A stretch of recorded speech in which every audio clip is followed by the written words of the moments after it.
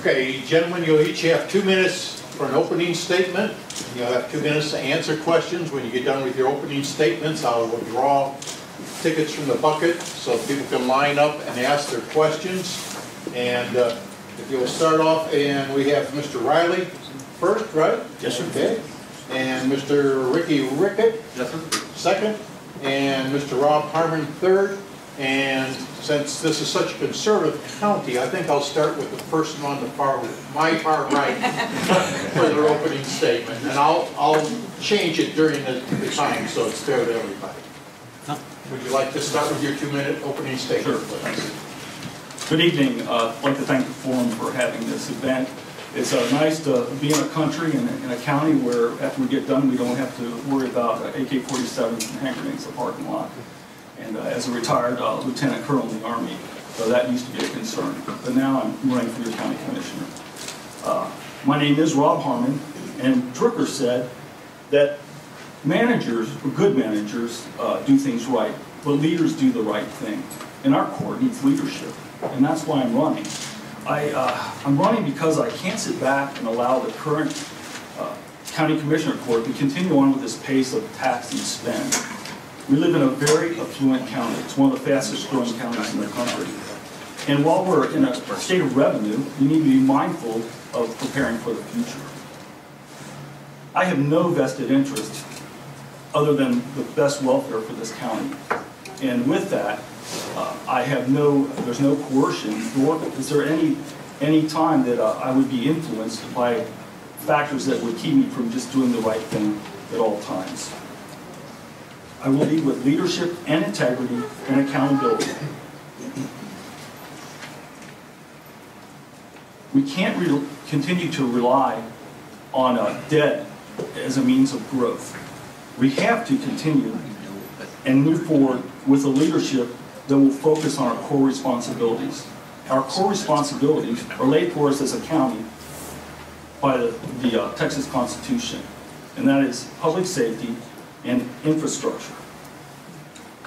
The most important thing to that is accountability. The way you bring accountability through leadership is by allowing the citizens to have an open conversation with the court, by having their input, and by having their input in open forums. I intend to run an open and accountable government. Yeah, thank you very much.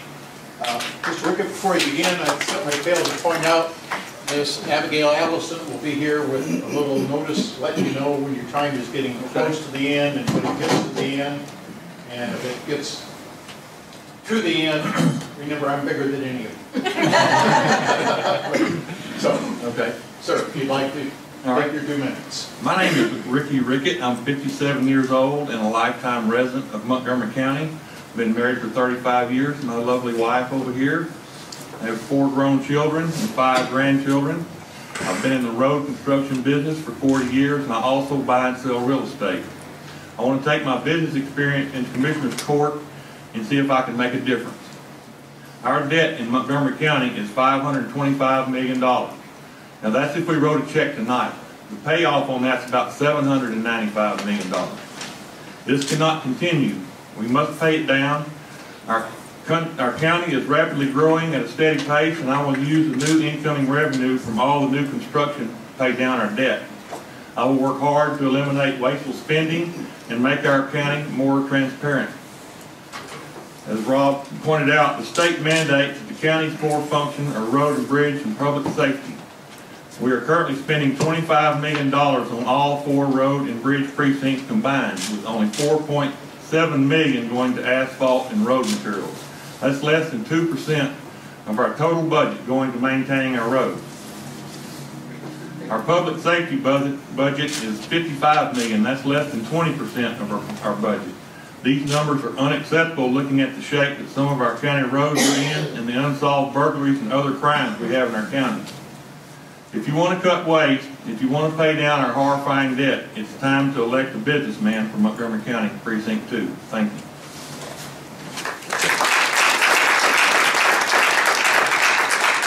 Riley? I want to thank the Eagle Forum for having us out here tonight. Let me introduce myself. I'm Charlie Riley. I'm 57 years old. I've been married to my lovely wife, Deanne, for 37 years. We have 2 grown children and 4 grandchildren. Lived in Montgomery County since 1971. Graduated from Magnolia High School in 1975. I've been involved in my community ever since high school.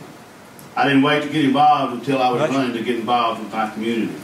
I'm currently serving my 9th year as school board trustee for the Magnolia Independent School District, and I am the immediate past president of that board. I'm a founding member and past president of the Magnolia Education Foundation. I'm a member of the Magnolia Lions Club, member of the Magnolia Chamber of Commerce, as well as the Parkway Chamber of Commerce, founding member and current vice president of the Magnolia Community Foundation, member of the Montgomery County Search and Rescue, lifetime member of the Montgomery County Fair Association, and I'm currently the worship music team leader at the Magnolia Cowboy Church. For the last 13 years, I've had the honor and privilege of serving as the manager of precinct operations for Montgomery County Precinct 2. In that capacity, I oversee the day-to-day operations of one of the fastest growing precincts in Montgomery County. That includes the budget, personnel, equipment, material, and maintenance of close to 800 miles of county road. My experience and knowledge and know-how make me uniquely qualified to begin doing the job as your next county commissioner from day one. My working relationship with TxDOT, HGAC, other municipalities will ensure that Precinct 2 will continue to see the positive growth and improvement in the quality of life. Not only do I have the experience, the knowledge, I also have the want to. And I want to be your next county commissioner for Precinct 2. Thank you.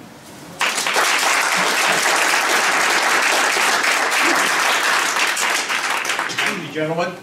And as we said, the questions are to come from the audience. This is probably the most frustrating part of being a moderator. I don't get to pellet them with questions that I have a long list of, because the questions are to come from you, the voters.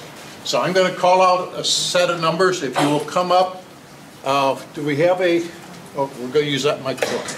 If you'll come up and get in line, then when the previous person has finished their question, we won't have a delay waiting for the next one, so we can get as many questions as possible in. And I'll read off the last 3 numbers of the tickets. So if you look and see if you have one that ends in 025, come on up. Or 024, please get in line. Or 041. Okay, somebody's going to pass on their question. 027. Oh, trouble's coming. 028. Or 044. Don't throw your tickets away. I'm going to put these back in for the next series of candidates. No, so we have a separate bucket. Oh, you have separate buckets? Okay. I've just been informed we have separate buckets. So you'll go ahead. You have a minute for your question. So if you have a long statement, you won't get your question yet. I got a very short question, and hopefully all 3 of you get a chance to answer in a minute or less. As a voter in Precinct 3, I would like to know what each of your opinion is as to what is the #1 responsibility of a Montgomery County Commissioner and why. We'll start in reverse order that we did last time. So if you will start, sir. I think the #1 responsibility of Montgomery County Commissioner is to listen to the taxpayer, the voter in his precinct. I think mobility is the #2 issue to get people moving from one side of the precinct to the other side of the precinct. Just one. Okay? That's it. Mr. Rickett? I believe our #1 issue is public safety. We have a lot of problem with crime right now in Montgomery County. We have gangs running in here from Houston and getting out of here before they can get caught. We don't have enough detectives or investigators on the job. A lot of times people are burglarized or they're robbed, and the sheriff comes out and make a statement, but it just goes into a big stack because there's nobody to pick it up and carry through with the investigation. And I think we need to focus more on getting detectives and investigators in our sheriff's department.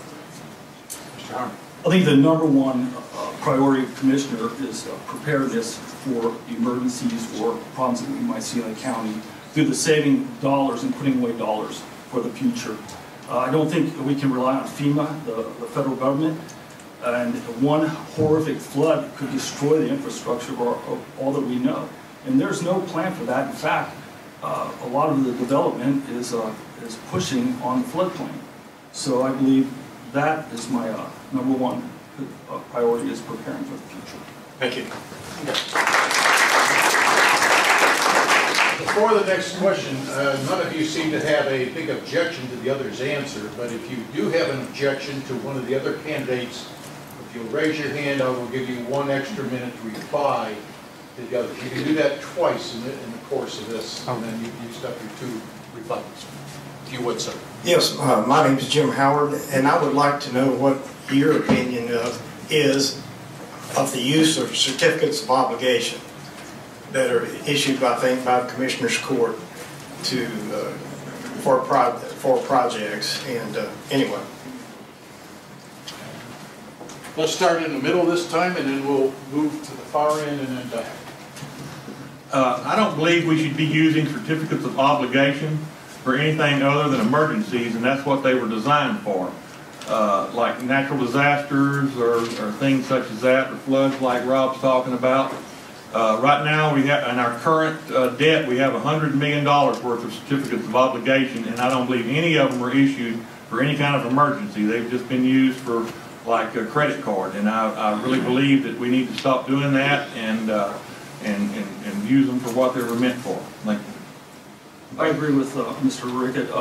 Right now, he's right, we have over 101. As of 2012, it was $101 billion. Yeah, it's horrific. So we shouldn't use them for anything but emergencies, and that's what they're designed for, is according to the Texas Constitution. sir. If I were sitting on the court, I would have to look at each situation as it came before the court. Now, certificates of obligations were designed for emergencies, but they can be used for other things.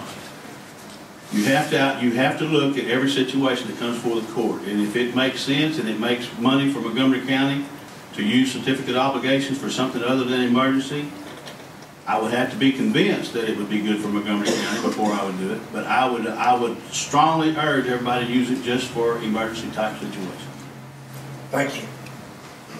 Mr. Riley, you'll get the chance to start with the responses to Walter there. Good evening. My name is Walter Boyd, and since you mentioned Abigail, I've got to come in. When I first moved to the Woodlands 4 years ago, I know I'm going to keep my time. Abigail was working for Adrian Heath out there, and I appreciate all that you do, Abigail. And Paul, I'm not scared of you, but I'm scared of her. Rightly so. Well, hey, I want to ask y'all, what do you think about these tea parties? The Montgomery County Tea Party, and especially the Patriots over on Sawdust. Do you agree with their screening? Do you think you got a fair deal? And would you say something negative about each one of them? Thank you. All right. Did I make myself clear? Yes, sir. All right. Oh my God. Here's one. Please comment about him and his screening, please. I will tell you that I've never been through anything like that before, a vetting process when I went before the Tea Party and the Texas Patriot PAC. I appreciate what they do. I appreciate their concerns. I'm not so sure that I appreciate the fact that they endorse or recommend somebody, especially before we even have a forum, and somebody's already been recommended here. So I'm not too sure about that. But I think we ought to be endorsing people after the primary, and that's the way it should have been set up, and I believe that's the way it should be done. Mr. Rickett. I enjoyed going to the Tea Party meetings. I got a lot of information there, and I think they're a fine group of people. I don't have a problem with the way they endorse people. I think everybody should be able to endorse whoever they want, when they want, and I thought it was just fine. Thank you. I too agree that I had never been through a vetting process like that, brutal to say the least. But you know, at the end of the day, they do choose somebody, and if you're fortunate enough to be on that end, well that's nice. But I do believe you have to pick a person at some point in time, and that's up to those organizations. We live in a free country, free speech, and they're allowed to do and say and pick as they please. So be it.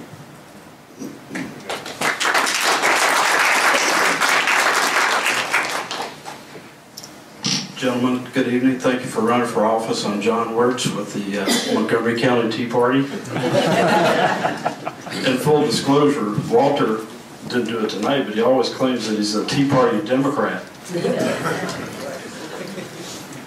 Thank you all for running. The primary responsibility of this position is overseeing a huge budget of county taxpayer money.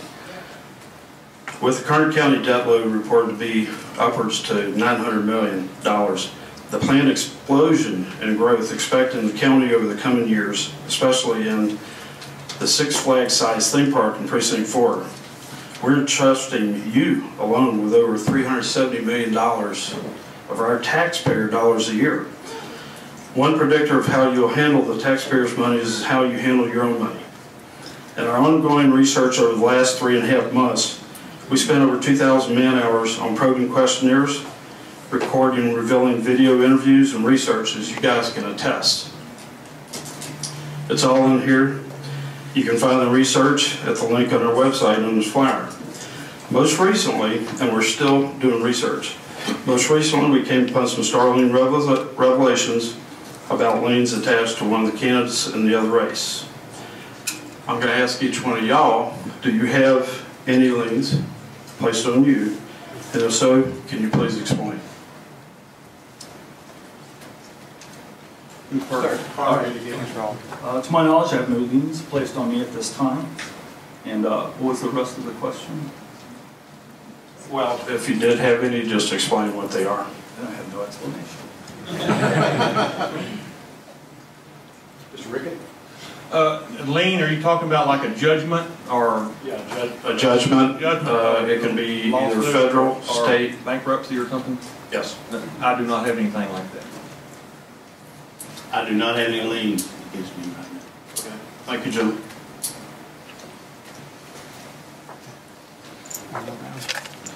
Okay, as you see, we get some very great questions from the audience, so I guess you don't need my questions, so we'll start with another round. Person with a ticket ending in 022. 039. 020. You don't have so many questions. I might have to come up with one. 043. 038. 021. And 042.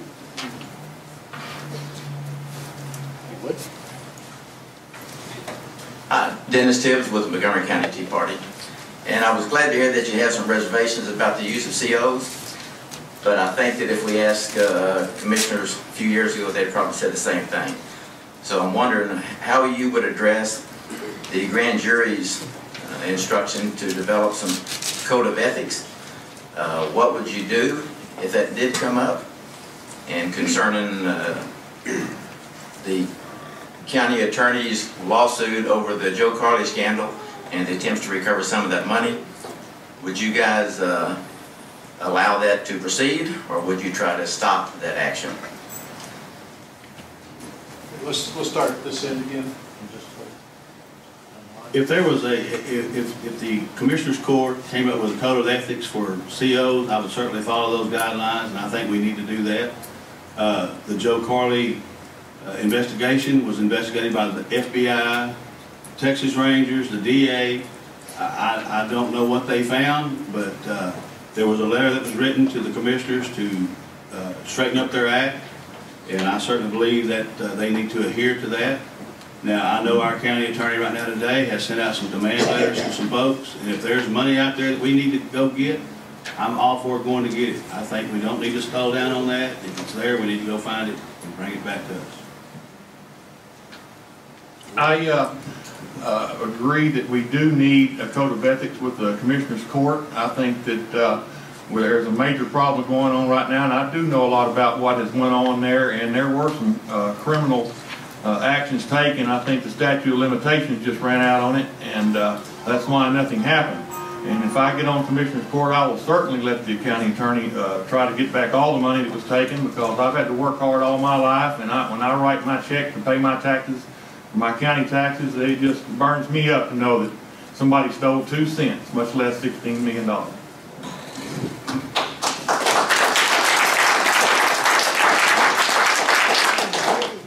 In the military, we live by a code of ethics, and if you don't obey the code of ethics, you find yourself in a lot of trouble.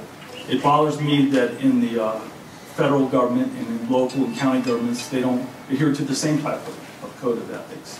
So I would be quick to allow a code of ethics and would enjoy following them. As far as money in the ongoing investigation, I believe if there is evidence, they need to move forward. And if there's money, we need to get it by any means possible. Next question here. Hello, candidates. My name is Don Dean, and my question is, if you were elected, will you be employed anywhere else as well? And if so, would that be a conflict of interest? Start. Employed as an employer or owning your own business? Either way. Either way. No. Right now I'm hiring people to take over what I do, which is medical, and that doesn't have a lot of conflict of interest, but sedation contracts that we have would have to be satisfied by somebody else if they're Montgomery County. And that's it, no other job. It's a full-time job, like more than a full-time job. Mr. Rickett? No, I would not have another job. I've turned my business operations over to my son. He's been taking care of it for the last 10 years, and I've been semi-retired. But I haven't done anything in the last 6 months. I've been working to try to get this job. I've been walking, knocking on doors, talking to people, and I would certainly be a full-time commissioner. I certainly wouldn't have another job. I'd be a 24-hour, 7-day-a-week county commissioner right here in Precinct 2. There's plenty to do without having to try to find something else or to run another business or to even want to be involved in another business. I would be here 24 hours, 7 days a week. Thank you.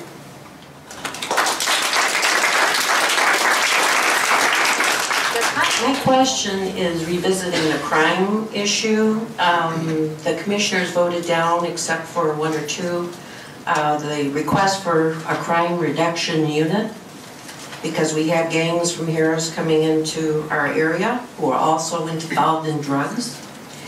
And so since, to me it was not a question if Tommy Gage's office thinks we need it, and the man from homicide in Harris, and burglaries have burglary. I spoke with him and he said, oh yes, they're very effective. They only target the gangs. The gangs know they're there, they're scared of them, and they track it. They track them.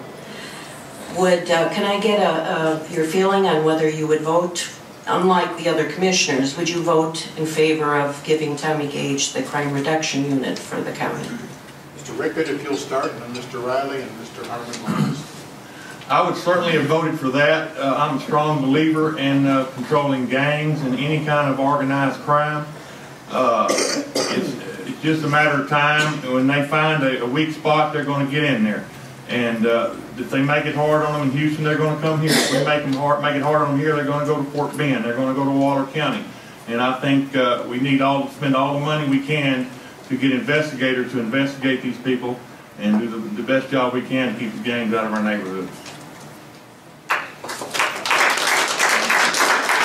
I'm certainly pro-law enforcement. I would try to do anything I can for the law enforcement, not only the sheriff, the constables, the cities, whatever we got to do. But I'm certainly not going to just vote for $1.2 million when there's nothing laid out here, where it's coming from, what you're going to do with it, where you're going with it, and none of that was presented. They said they wanted 10 men for $1.2 million. They didn't say anything else about what they were going to, where it was coming from, or how they were going to pay for it. Now, when you're sitting on Commissioner's Court and somebody comes up to you like that, I don't see there's any way in the world you can vote for it. Now, if they lay it out here, how you're going to do it, where it's coming from, how you're going to pay for it, who's going to be responsible for it, I'd certainly look at it and I would certainly vote for it. But I can't vote for something just because somebody walks up to that podium and says that's what they want.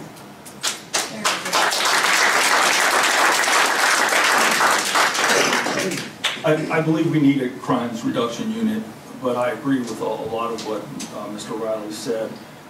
We have to look at what is laid out, and information is a problem, both for us getting information from the court and for the court getting information, and that's why there needs to be time and process in making decisions, and the community needs to be involved in this as well, with all the facts. And there's something else, we need to think about something called economy of scale. As growth caps, support services should become more efficient. As they reach their full expansion of services, we should become more efficient, and at some point adding services or adding officers needs to be addressed. Also, when you add 10 officers, those are the trigger pointers. And before then, under them, you need support. You need the proper support services. Are you going to hire 10 officers and then not hire somebody in processing, or somebody in the crimes lab, or somebody in the support services? So we have to look at just not hiring 10 officers, but hiring all the ancillary support for the increase in those officers.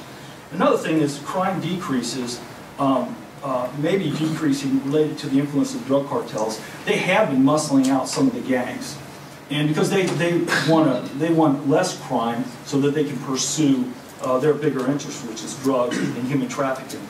And when I talk about this and why the biggest thing I would vote for it would be human trafficking. That is an epidemic here. It's an epidemic that we're not addressing in Montgomery County, and we need to start getting ahead of this and working on human trafficking. And that's about all I got to say. According to the homicide detective, they are in drugs. They are dealing drugs into the county. They're, the schools are loaded. I don't know if that's particular gangs doing it, but they do deal in drugs at the bottom of everything. So thank you. Allison? Good evening. My question is, do you support zero-based budgeting for your aspect, your budget as a commissioner, but also for the county budget as a whole? You get that? What kind of budgeting? Zero-based budgeting. Mr. Harmon, would you start off with that? I believe in zero-based budgeting. It's hard to do in a government entity, and it's especially hard to do in the county. Not that it can't be done, but the fact that the way we receive our information, in a normal corporate setting, you would get your budget, your initial fiscal reports out in 3 months, and then a finalized annual report in 3 months after that. The way we receive our information from the county is abysmal. And then when you do receive the financial information, it's like reading hieroglyphics. So we need to look at a lot of aspects about the budget and the way the information goes out before we could even think about zero-based budgeting. Mr. Rickett? I don't believe I would be for zero-based budgeting.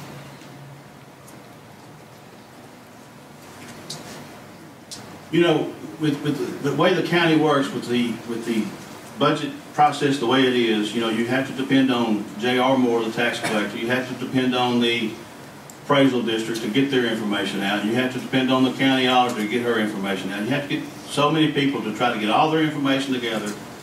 Zero-based budgeting it sounds good, and it sounds like something we all need to shoot for, and I understand that. Whether we would ever get there or not, I couldn't tell you. But if it was something that we could work at and something we could do, I would most certainly be in favor of it. But that's going to take, again, everybody on the same page at the same time doing the same thing. Thank you, gentlemen. Thank you all for your questions. Now we'll let the gentlemen each have 2 minutes to sum up their presentation. We'll start with Mr. Riley and go down the line. Well, I want to thank the Eagle Forum again for having us out here tonight, and I want to thank all of y'all for coming. And ladies and gentlemen, when we learned that we were going to have an opponent, and we found out it was going to be somebody from Magnolia that we all knew, We were sure that we was going to face him in November, because all of his family and him have been Democrats all their life. His daddy ran as a Democrat in the 80s. His son ran as a Democrat in 2002. And he voted as recently as 2008 in the Democratic primary. So y'all are going to have to ask him how long he's been a conservative Republican. I'm running for county commissioner because I want to see this precinct and county continue to have positive growth. I want to see quality developers develop quality developments. I want to continue working with TxDOT, HGAC, and other municipalities to secure proper funding for projects in Precinct 2. I want to assure everybody here that I have the experience, the knowledge, the want to, and the desire to make Precinct 2 a better place to live and work. One last thing, I will be a 24-hour, 7-day-a-week county commissioner. I will be on the job working for you. Thank you, and may God bless each and every one of you.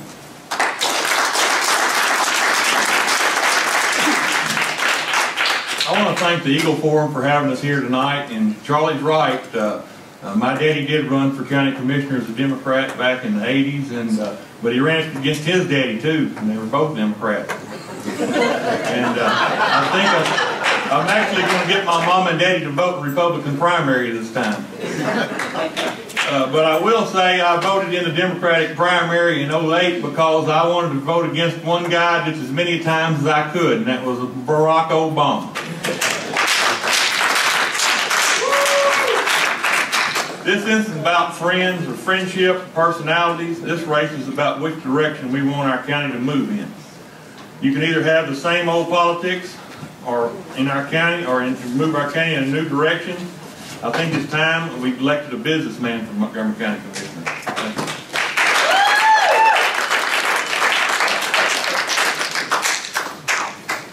A lot of people, especially in the audience, have the opportunity and the pleasure and the honor of living here all their lives. I didn't have that honor. I traveled a lot because we were serving in the military for 27 years. But when we decided where we wanted to live, we chose Montgomery County. We love this place. We got here and my kids said, let's not move again. This is home. So this is our home, and I've chosen to be our home. And what bothered me was I started to look at the way we were spending money on the court. I realized that, I yell a lot at Fox News, and I yell a lot at Democrats, but the Republicans were spending the way the Democrats were, and I just couldn't take it. So I decided to run. And I'm running for fiscal responsibility, for accountability, and transparency. And that's what this court needs. But most importantly, the court needs you involved. And there needs to be open forums, and there needs to be an opening budgeting process. And I'll bring that to the court. I love this county. I'm going to serve this county as your county commissioner if I get elected with all my strength and all my might. And I believe I have the greatest depth of experience. I did a lot of things in the military, and you can build a road in here in Montgomery County, but it's more difficult if you're building a road under fire and you're trying to get your logistical train to work from across the world. So I believe that I can make a logistical train work here. I appreciate this opportunity in the forum. I'm excited about this campaign. I'm excited about serving as your commissioner. And all I can do is ask for your vote and your support. My name is Rob Harmon, and I approve this message.